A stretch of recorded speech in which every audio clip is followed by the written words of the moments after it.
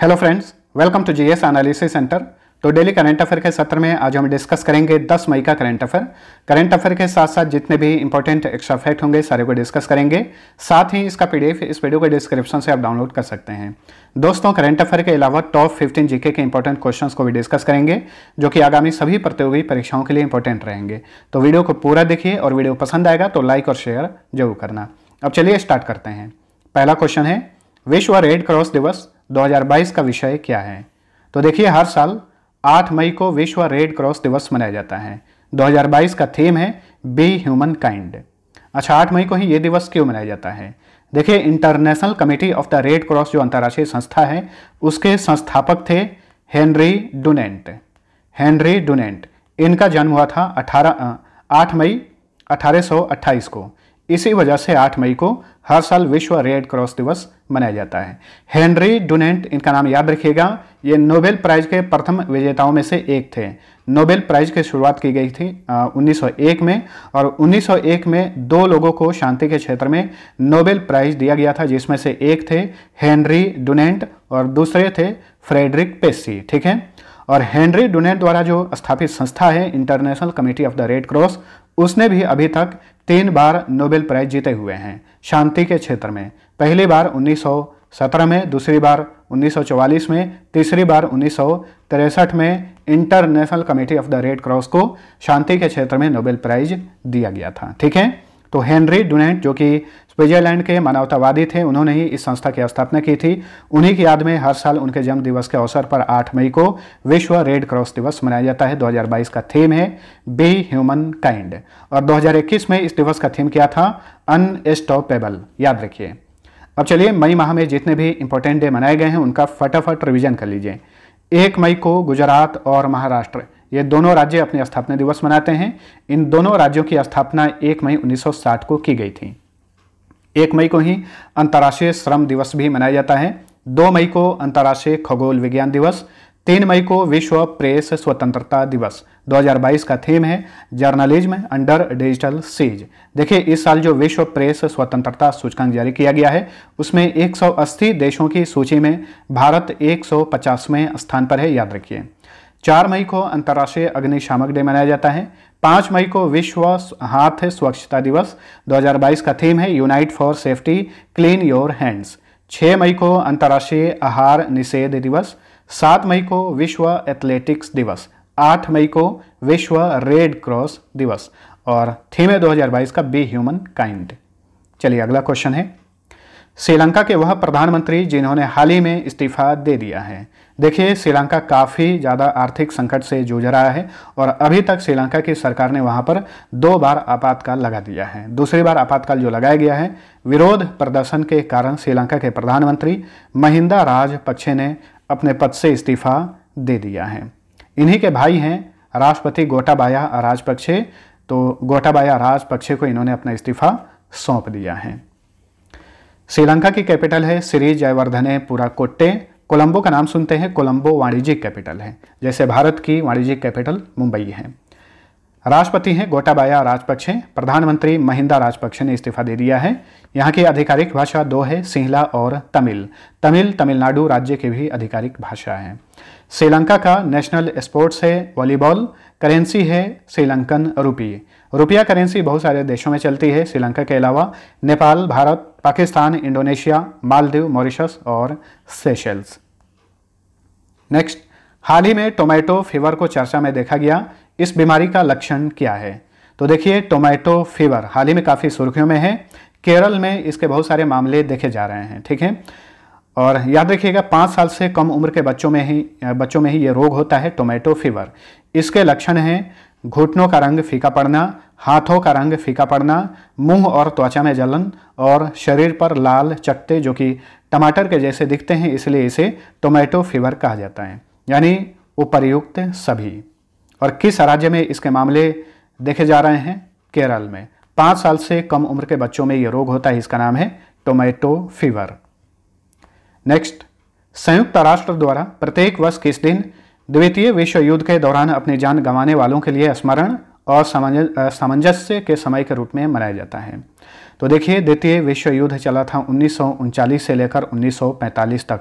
हजारों लाखों लोग जो है इस युद्ध के दौरान मारे गए थे। उन्हीं की याद में संयुक्त राष्ट्र द्वारा डे मनाया जाता है। 2 दिवसीय डे होता है 8 से 9 मई को। ठीक है, संयुक्त राष्ट्र यानी यूनाइटेड नेशन, इसकी स्थापना की गई थी 24 अक्टूबर 1945 को, इसीलिए हर साल 24 अक्टूबर को यूनाइटेड नेशन डे मनाया जाता है। मुख्यालय न्यूयॉर्क में है। महासचिव हैं एंटोनियो गुटेरेस और ये लगातार दूसरी बार यूनाइटेड नेशन के सेक्रेटरी जनरल बनाए गए हैं। इनका दूसरा कार्यकाल स्टार्ट हुआ 1 जनवरी 2022 को, अगले 5 सालों के लिए। उप महासचिव हैं अमीना जे मोहम्मद। सदस्य देशों की संख्या 193 है। बार बार ये क्वेश्चन पूछा जाता है कि यूनाइटेड नेशन में कितने सदस्य देश हैं, तो 193 हैं। आधिकारिक भाषाएं 6 हैं, अरबी, चाइनीज, अंग्रेजी, स्पेनिश, फ्रेंच और रशियन। नेक्स्ट, केंद्र सरकार द्वारा जारी नागरिक पंजीकरण प्रणाली यानी सिटीजन रजिस्ट्रेशन सिस्टम रिपोर्ट 2020 के अनुसार 2019 की तुलना में 2020 में बच्चों के जन्म में कितने प्रतिशत की कमी आई है। देखिए इस बार जो है 2019 की तुलना में 2020 में बच्चों के जन्म में कमी आई है। कितने प्रतिशत की? प्रतिशत में बात करें तो 2.4% और संख्या में बात करें तो देखिए 2019 में भारत में पंजीकृत बच्चों की पैदाइश हुई थी 2.48 करोड़, वहीं 2020 में घटकर हो गई 2.42 करोड़। ठीक है, और इसी रिपोर्ट के अनुसार 2020 में देश भर में 81.2 लाख लोगों की मौतें हुई, जो कि 2019 की तुलना में 6.2% अधिक है। 2019 में कुल 76.4 लाख लोगों की मौतें हुई थी।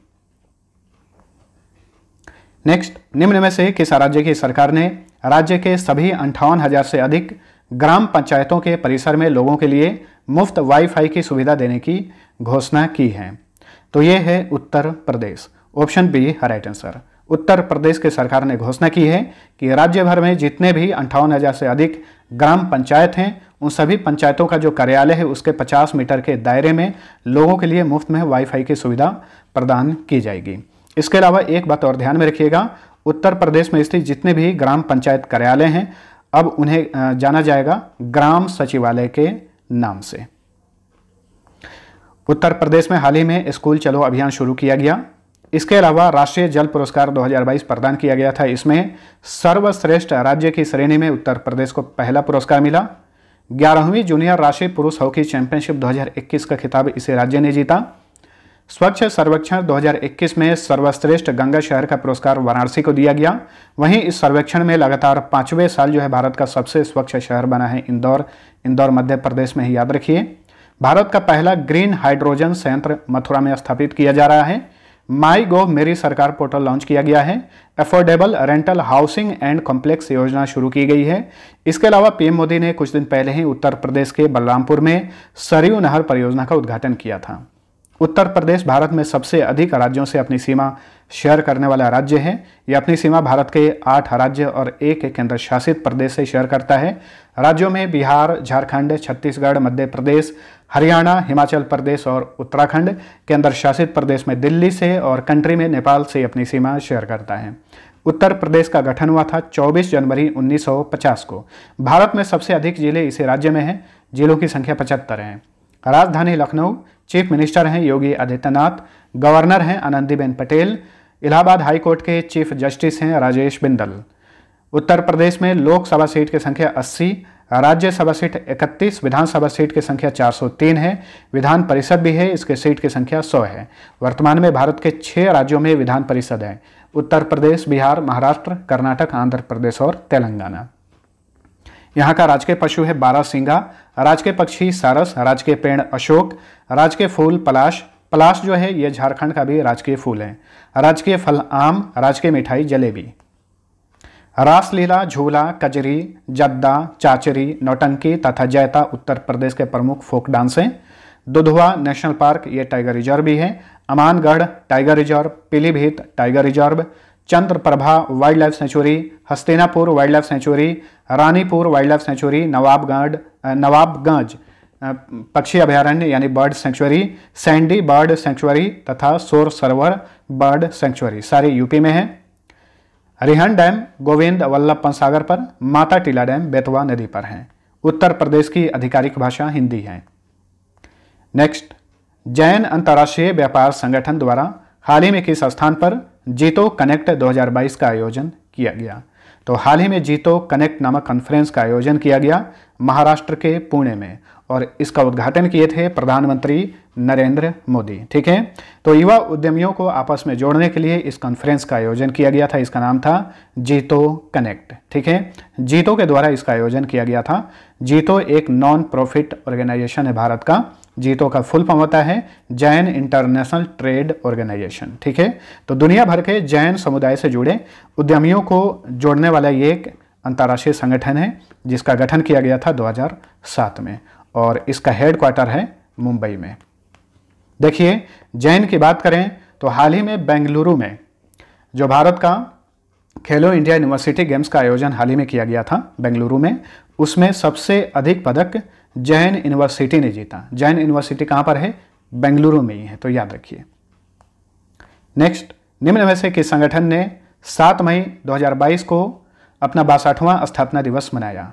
7 मई को सीमा सड़क संगठन यानी बॉर्डर रोड्स ऑर्गेनाइजेशन अपनी स्थापना दिवस मनाता है। इस साल इसने अपना 62वां स्थापना दिवस मनाया। सीमा सड़क संगठन जो है ये भारत में अंतर्राष्ट्रीय जो सीमा रेखाएं हैं उनके पास सड़क निर्माण का जो काम है यही करता है, सीमा सड़क संगठन, जो कि रक्षा मंत्रालय के अधीन काम करता है। इसकी स्थापना 7 मई 1960 को की गई थी। मुख्यालय नई दिल्ली में है। डायरेक्टर जनरल हैं राजीव चौधरी, और आदर्श वाक्य है श्रवण सर्वम साध्यम। नेक्स्ट, चेंगडू में होने वाले वर्ल्ड यूनिवर्सिटी गेम्स 2021 को स्थगित कर दिया गया है।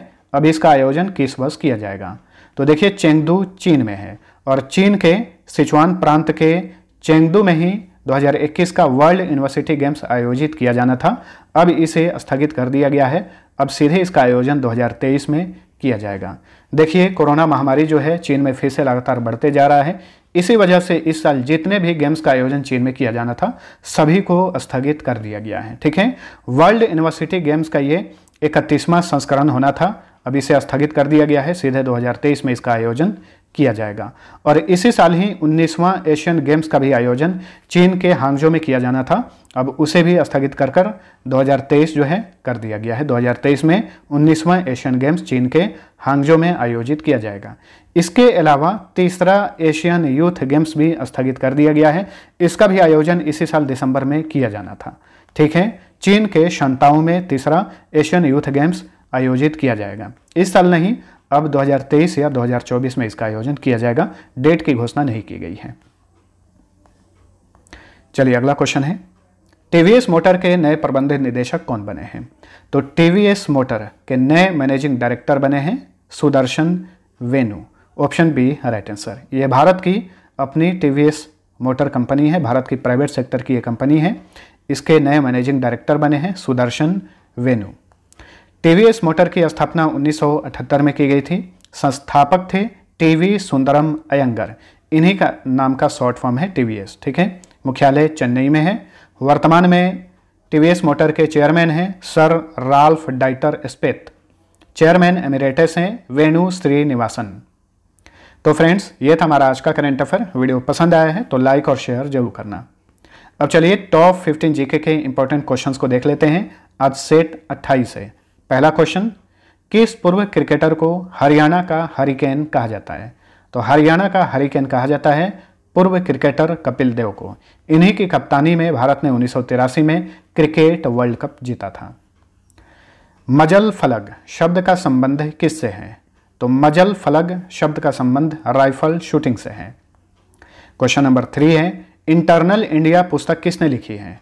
तो इस पुस्तक के लेखक हैं इंदिरा गांधी, जो कि भारत की प्रथम महिला प्रधानमंत्री थी। क्वेश्चन नंबर 4 है, संघीय सरकार के खर्चे को नियंत्रित करने का अधिकार किसके पास होता है? संसद के पास। त्रिविम दृष्टि यानी स्टेरियोस्कोपिक विजन किस जीव में पाई जाती है? देखिए, ये इंसानों में स्टेरियोस्कोपिक विजन पाई जाती है, लेकिन यहाँ पे क्वेश्चन पूछा जा रहा है जीव के बारे में, तो सांप। सन 1819 में महालवाड़ी प्रथा का प्रस्ताव सर्वप्रथम किसके द्वारा लाया गया था? एच मैकेंजी द्वारा यह प्रस्ताव लाया गया था। महालवाड़ी प्रथा का संबंध जो है भूमि राजस्व प्रणाली से है। वैसे यह प्रस्ताव लागू किया गया था 1922 में। एनी बेसेंट ने भारतीय होम रूल लीग की स्थापना कब की थी? 1916 में। पौधों में जल का परिवहन किसके माध्यम से किया जाता है होता है? तो जाइलम के माध्यम से पौधों में जल का परिवहन होता है। वहीं क्वेश्चन पूछे कि पौधों में खनिज पदार्थों का परिवहन किसके द्वारा होता है? तो फ्लोएम के द्वारा होता है। ठीक है, फ्लोएम। सलार जंग संग्रहालय कहाँ पर स्थित है? सलार जंग संग्रहालय हैदराबाद में है और हैदराबाद मूसी नदी के किनारे है। सनी डेज के लेखक कौन हैं? इसके लेखक हैं भारत के पूर्व cricketer Sunil Gavaskar. Question number 11 है, सेकेंडी लोलक का आवर्तकाल कितना होता है? 2 सेकेंड।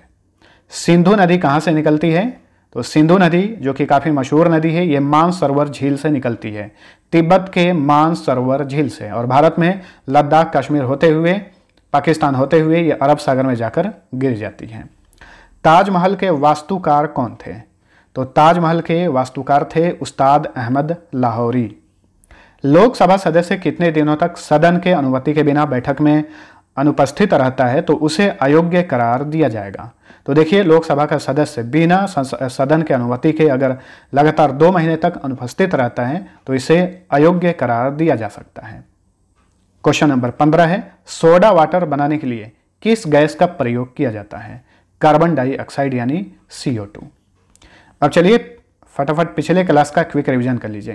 पहला क्वेश्चन है, खाद्य और कृषि संगठन का Wangari Maathai forest champion award 2022 किसने जीता है? सेसिल नज्जेबेट ने, जो कि नासा की ये एक जलवायु अनुसंधान करता है, वैज्ञानिक हैं। खाद्य और कृषि संगठन का मुख्यालय रोम में है। भारतीय वायुसेना के मुख्यालय में नए महानिदेशक के रूप में कौन नियुक्त हुए हैं? संजीव कपूर।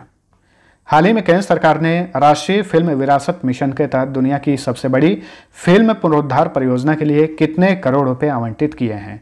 363 करोड़ रुपए।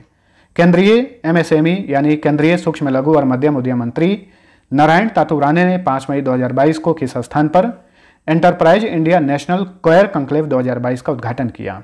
तमिलनाडु के कोयम्बटूर में इसका आयोजन किया गया था। कोयर क्या होता है? तो नारियल के जो जट्टे होते हैं उन्हें कोयर कहा जाता है, उससे रस्सी बनती है। हर जगह अद्वितीय पासवर्ड दर्ज करने की आवश्यकता को समाप्त करने के लिए निम्न में से किन कंपनियों ने आपस में समझौता किया है? 3 कंपनियों ने, एप्पल, गूगल और माइक्रोसॉफ्ट ने। किस राज्य ने धान की सीधी बुआई यानी डायरेक्ट सीडिंग ऑफ राइस के लिए किसानों को प्रति एकड़ 1500 रुपये प्रोत्साहन राशि देने की घोषणा की है? पंजाब ने। रंजना प्रकाश देसाई की अध्यक्षता वाले जम्मू कश्मीर परिसीमन आयोग ने जम्मू और कश्मीर के लिए क्रमशः कितनी विधानसभा सीटें आवंटन की सिफारिश की है? 43 और 47। ठीक है, जम्मू में 43 और कश्मीर में 47 सीटें होंगी। और इस आयोग के अध्यक्ष कौन है? सुप्रीम कोर्ट की पूर्व जज रंजना प्रकाश देसाई। यानी जम्मू कश्मीर में अब कुल विधानसभा सीटें होंगी 90, याद रखिए। किस देश के विदेश मंत्री लुइगी डी माओ हाल ही में भारत के आधिकारिक यात्रा पर थे? ये इटली के प्राइम मिनिस्टर हैं। भारत का पहला फ्लो केमिस्ट्री टेक्नोलॉजी हब किस शहर में स्थापित किया गया है? हैदराबाद में। भारतीय तटरक्षक बल ने अपना दूसरा एयर स्क्वाड्रन 845 स्क्वाड्रन किस स्थान पर कमीशन किया है? केरल के कोच्चि के नेदुम्बसेरी में। ठीक है, अब चलिए पिछले क्विज का सही उत्तर जानिए। पहला क्वेश्चन था, निम्न में से कौन वलीत पर्वत यानी फोल्ड माउंटेन का उदाहरण है? इसका सही उत्तर था ऑप्शन नंबर डी, उपर्युक्त सभी। आल्प्स, रॉकीज और एंडेज पर्वत श्रृंखला ये सारे फोल्ड माउंटेन के उदाहरण हैं। कुछ लोगों ने इसका आंसर गलत दिया था। ठीक है, आल्प्स पर्वत श्रृंखला यूरोप में है, रॉकीज पर्वत श्रृंखला उत्तरी अमेरिका में है, एंडेज पर्वत श्रृंखला ये साउथ अमेरिका में है। दूसरा क्वेश्चन था, 18वीं सदी में हैदर अली और टीपू सुल्तान ने किस स्थान पर लाल बाग की स्थापना की थी? इसका सही उत्तर था ऑप्शन नंबर बी, बेंगलुरु। अब चलिए आज का पहला क्वेश्चन है, हाल ही में किस राज्य के दीमा हसाओ जिले में महापाषाण काल के पत्थर के घड़े मिले हैं? दूसरा क्वेश्चन है, 2026 में 23वें राष्ट्रमंडल खेलों की मेजबानी किसे सौंपी गई है? दोनों क्वेश्चन का आंसर नीचे कमेंट करके बताइए। मिलते हैं अगले वीडियो में, तब तक के लिए टेक केयर।